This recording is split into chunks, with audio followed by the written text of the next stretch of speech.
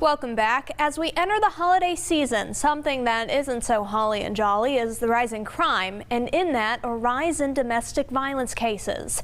Allison O'Connor spoke with local police. She joins us live in the studio. Allison, what did they have to say about that issue?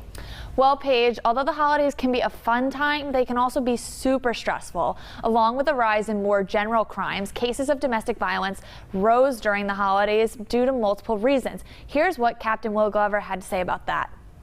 The finances is a big role of it. A lot of times alcohol's a big role in it. And that is just two of the many reasons why domestic violence cases rise during the holiday season. Local police did report that they do see a rise in crime in total during the holidays due to being home and people not having other responsibilities. When schools are let out, sometimes we see that the kids are not being supervised properly, or they have a little more free time because school's not in session. So some of the juvenile crime does increase during those times also. Captain Glover did report that they are unsure how this holiday season will look, with most people being at home for the majority of the year due to the pandemic. But he and House of Ruth director Angela Underwood stressed that many people will be in stressful and potentially dangerous situations this holiday season. I think it's because of the various reasons, but mainly because of the pressures of the holidays.